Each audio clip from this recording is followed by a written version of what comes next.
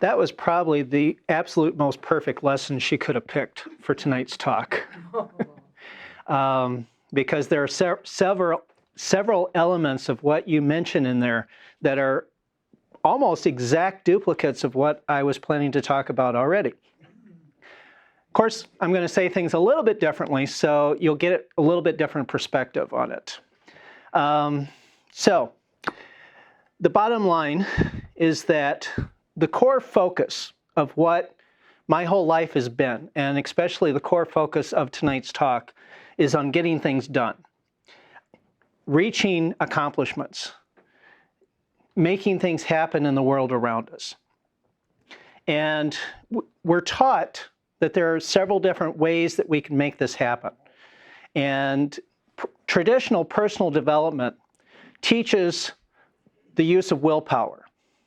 We're told to buckle up, bite the bullet, strap on a pair, and just mow down the obstacles. Nike's slogan of "just do it" kind of echoes this line of thinking. Don't worry about it, just do it. On the other hand, we have a lot of spiritual traditions that talk about the power of the imagination. In fact, the quote in tonight's bulletin that Brenda so perfectly put in here, Tony Robbins, "Your imagination is 10 times more potent than your willpower. Unleashed, it provides a sense of certainty and tenacious vision that goes far beyond any limitation of the past." So Tony Robbins is just one person telling us that our imagination is far more powerful than our willpower.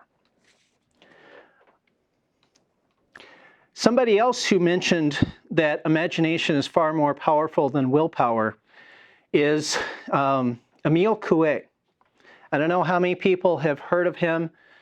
French pharmacist who later turned to psychology, lived about 100 years ago, practiced in the late 1800s, early 1900s, first became a pharmacologist, mixing medicines for people, and then later learned that the psychology was actually more powerful than the medications, because he noticed as he mixed up the medications and gave them to people, if he talked up the medication, the people had a better result from using it than if he just mixed it up, did normal chit-chat, and gave it to them. His most famous book, the one that is still in print today, is called Self-Mastery Through Conscious Autosuggestion.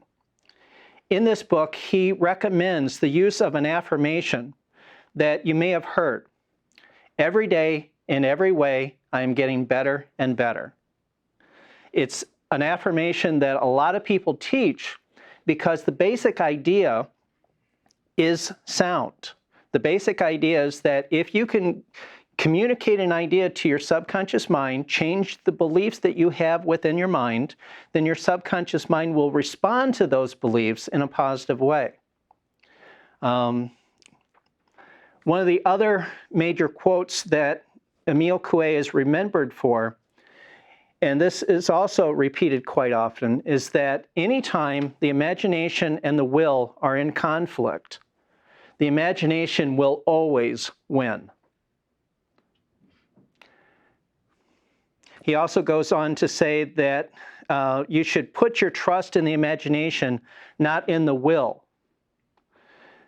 Believe that something will happen, and it will happen. In fact, his exact words were, "Believe that you will be better, and you will be." I do have notes back there if I forget my exact quotes, but I'm pretty sure on that one. Pretty close. So, what he's telling us, what we're getting from Tony Robbins and a lot of other people, is that our imagination is so much more powerful than our willpower. So why even bother with willpower? Okay, first of all, before I go too much further, let's define what is willpower. What are we even talking about? I looked up a couple of online dictionaries, and Merriam-Webster Online Dictionary kind of had the substance of what all of them were talking about. And it says that willpower is the ability to get yourself to do something. Here again, I'm losing track of my exact quotes. I want to be precise on this.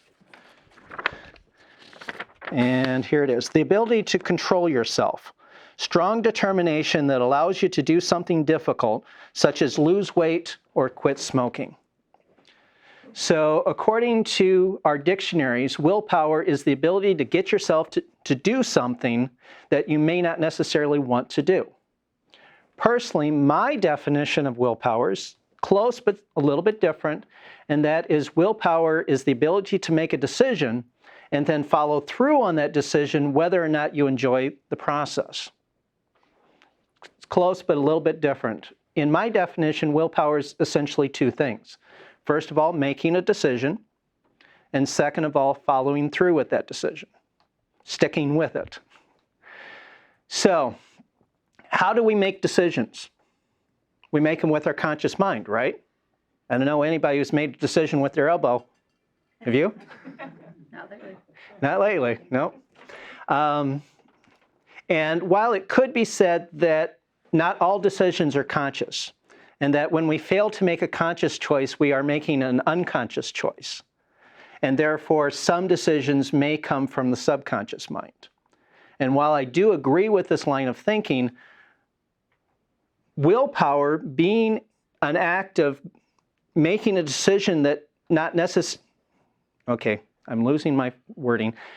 Willpower is making a decision that may potentially go against our natural inclinations. Any unconscious decision is not going to be a willpower decision. So willpower comes from the conscious mind. I've got a comment over here.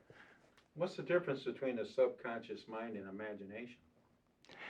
I'm getting to that. Okay. You're ahead of the game. At least my question is. Yep.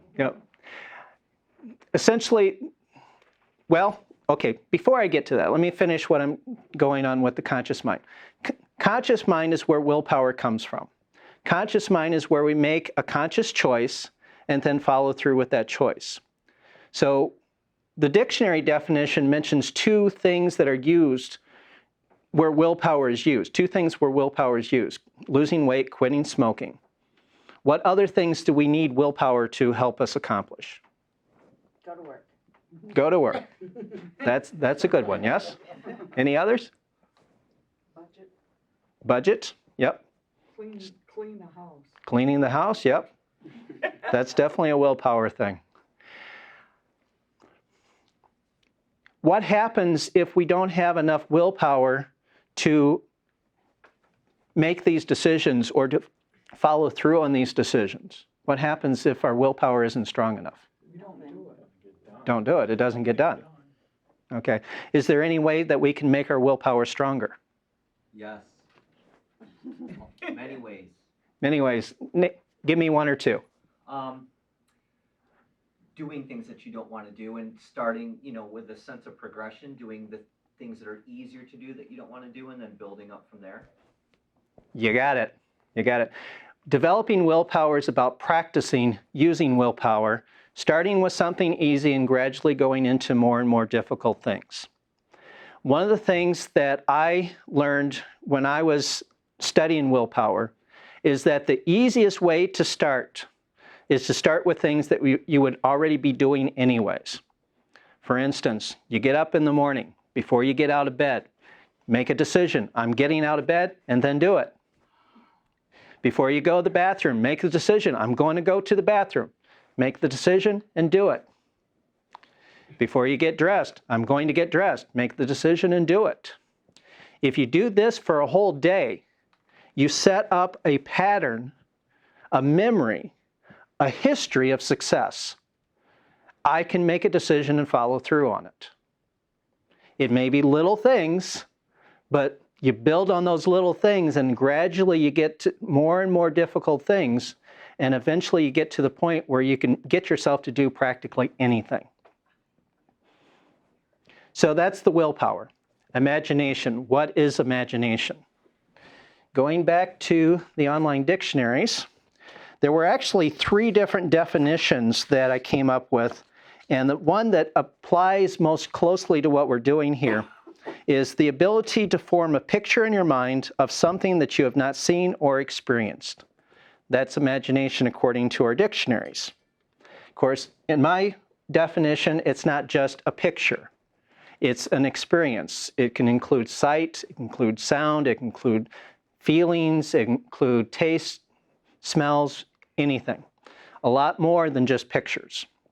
So imagination, and in my definition, it's not only things that you've not experienced before. It could also be an imagination of something that happened a long time ago or something you would like to happen again, especially when we're doing the power of co-creating and the law of attraction, which a lot of people have talked about. We want to get into the imagination and to be able to visualize something happening.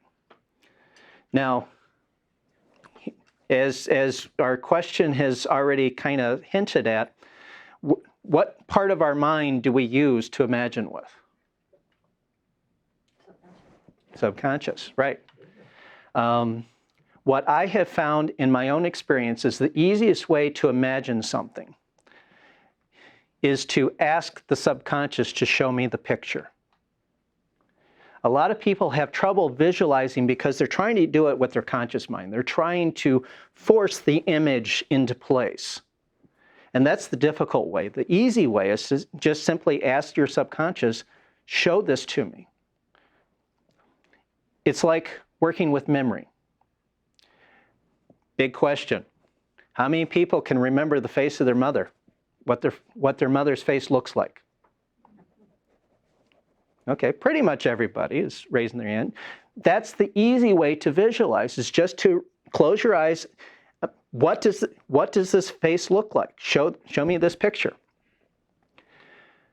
In the symbolic solutions workshops that I've been doing, one of the exercises that we do goes to helping to develop the ability to visualize and to develop that imagination along all senses. One of the things that we do is we pick up a small object. It can be anything. This is a complex object, so it's probably a little bit of a stretch, but it's one of the things that we can do. And the exercise is that you pick up the small object and you look at it, you study it, you try to memorize what it looks like, and then you just close your eyes and try to remember what you just saw. And you go back and forth, open your eyes, take a look at it, close your eyes, see it in your mind, open your eyes, close your eyes, go back and forth until eventually you get to a point where what you see inside your mind is just as real and vivid as what you're seeing with your physical eyes. And sight is only one way. I mean, another exercise that I have done is when eating a meal. I'll take one bite, notice how it smells, notice how it tastes, notice how it feels in my mouth, and then after I swallow that bite, then I imagine taking another bite. And I imagine the smell, I imagine the taste, I imagine how it feels. And I go back and forth on that, and I develop that ability to imagine and visualize. So there are exercises that we can do, but essentially it's the same as developing willpower. It's practicing, it's using it, it's doing it over and over and over again until, like a muscle, the more you use it, the stronger it gets. So let me double check here before I get lost and go off on a really wild tangent. Okay, yeah, this is where we get into what the forgotten secret is. Okay. And it has already been mentioned. Okay, we have a conscious mind. We have a subconscious mind. Do we have another part of our mind? Superconscious. Superconscious. Yep, Tara just mentioned that a little while ago. So, what does this superconscious mind do? A whole lot of different things. It does anything that we are unable to do ourselves. When we're talking about the law of attraction or talking about manifesting using creative visualization, we're talking about tapping into the superconscious mind. How do we do that? How do we tap into that superconscious mind? Meditate. That's one way that we can get there, yes? Anybody else have any ideas? Fall asleep, dream. Falling asleep, dreaming, we can touch into there, yep. Just intentionally communicating with it immediately, in the moment. Intentionally, I like that word because it implies willpower. For the purpose of tonight's talk, and in my own mind sometimes too, the process of tapping into the superconscious mind is a process of not just using willpower, not just using imagination, but using both of them at the same time. Now, I want to go back to Emile Coue again, because a lot of his quotes led us to believe that we should focus on using imagination and pretty much ignore willpower. However, he had more to say on the subject. And he said that when the imagination and the will are in alignment, they do not merely add to one another, they multiply each other. And this is a case where you can bring 10 and 10 together and you don't get just 20, you get 100. You don't just get the sum of the two, you get a much larger result than either of the two combined or even the two added together. So when we use the willpower and the imagination together, it's so much more powerful. And our process of visualization, if we really think about it, we're using willpower to create the images that we want. Because if there was no willpower involved and we just kind of, it's just a daydream, and a daydream that might as well be a night dream, and it just takes you off wherever it wants to take you. So if we're going to manifest the things that we want, we have to use our willpower to shape what we're imagining and to focus on that until it is as real and as vivid as we can make it, as Tara mentioned earlier. Make it real, make it vivid, make it seem more real to us than the physical world around us. And that sends a very clear signal, very clear message to the superconscious mind that it can act upon and work for us to assist us and manifest things for us. So really the bottom line on all this is that the question of do we use willpower or do we use imagination forgets one very important option, the third option, use both together. And that produces the biggest results. Now, I will say that this talk would not be complete if I didn't mention that I have my own process of doing this. And it's the process I've been talking about for the last several times I've been here. And I simplify it into 3 steps: relax, imagine, and trust. The relax step, believe it or not, is an exercise in willpower. Yes. It's an exercise of making a decision and then following through on that decision. But the way that I do it is not like the way that some people try to get to sleep if they're having trouble getting to sleep. It's not a matter of focusing your mind and locking onto this idea in like a death grip where you're not going to let it go. Because the more you strain and struggle, the less likely you are to actually relax. So you've got to make a decision to let all of that go. You've got to make a decision that you are going to just put everything aside, clear your mind, and just let it happen. Sometimes the easiest way to relax is just get out of your own way. And obviously there are different ways you can do this relaxed step. You can use your conscious will to breathe deeper, to breathe slower, to try to clear your mind and focus on a blank slate. You can use your mind to tell your body to just let go of the tension, let it go, drop out, and just go within. Stop focusing on what's outside and focus on what's inside. Those are some of the easiest ways to relax. And then the next step, the imagination, boy, that's where we can really have a lot of fun. Because the imagination, you can imagine the thing that you want in any way you want. And it doesn't have to involve a process of getting from where you are to where you want to be. Because if you knew how to do it, it'd be just a matter of just doing it. Sometimes we want a result that we don't really know how it's going to happen. So what we do is we go within, relax, open our minds to that subconscious mind or subconscious and superconscious minds and put out the request, I need help with this. This is what I want to manifest in my life. Show me how to do it. And again, with the imagination, you can imagine this any different way. Some people imagine, and this is a little bit off on a tangent, but they imagine what they call the financial thermostat, where if they need more money in their lives, they just imagine setting the thermostat to a higher number. And that sends the message to the superconscious mind, hey, make this change for me. Crank up the volume. Some people imagine it as just numbers in the checkbook. It's like, okay, there's lots of numbers in the balance column. Make sure it's in the balance column and not the column where you actually put the numbers of the checks you're writing. That does make a difference sometimes.